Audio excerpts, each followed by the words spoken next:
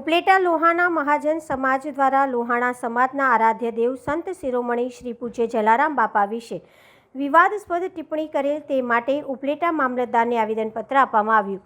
જ્યાં ટુકડો ત્યાં હરી ઢુકડો સૂત્રને સાર્થક કરનાર વિશ્વપ્રસિદ્ધ યાત્રાધામ વીરપુરના સંત જલારામ બાપા વિશે સુરતના આંબરોલીના જ્ઞાનપ્રકાશ સ્વામીએ કરેલા નિવેદનોનો વિડીયો સોશિયલ મીડિયામાં વાયરલ થયો હતો અને તેને લઈને સમગ્ર રઘુવંશી સમાજમાં અને જલારામ બાપાના ભક્તોમાં રોષ ફેલાયો હતો, જેમને જ્ઞાનપ્રકાશ સ્વામી વીરપુર જલારામ બાપાની જગ્યામાં આવી માફી માંગે તેવી ભાવિકોએ માંગ કરી હતી.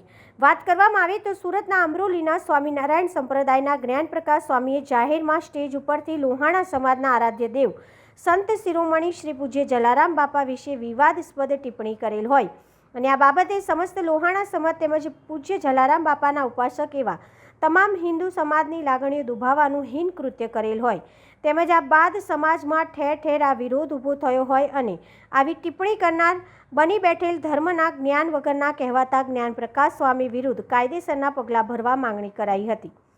આ દિવસ સુધી આવી કોઈ પણ કાર્યવાહી સરકારશ્રી તરફથી કરવામાં આવી નથી.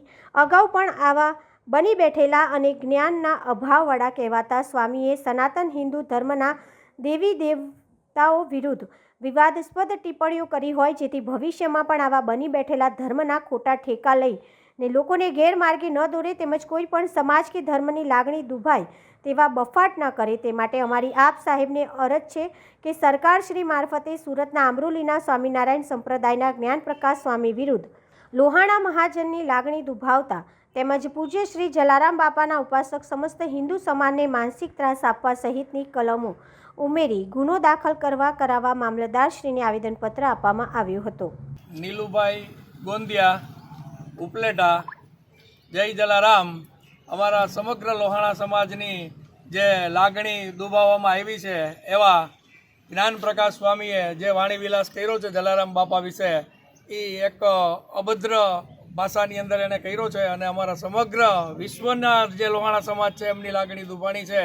તો અમારા બધા વતી એવી એક માગણી છે કે જ્ઞાનપ્રકાશ સ્વામી વીરપુર આવી અને માફી માંગે અને અમારા સમગ્ર લોહાણા સમાજ વતી એમને એમ થાય કે ના, આ શબ્દ મેં ખોટા વાપર્યા છે.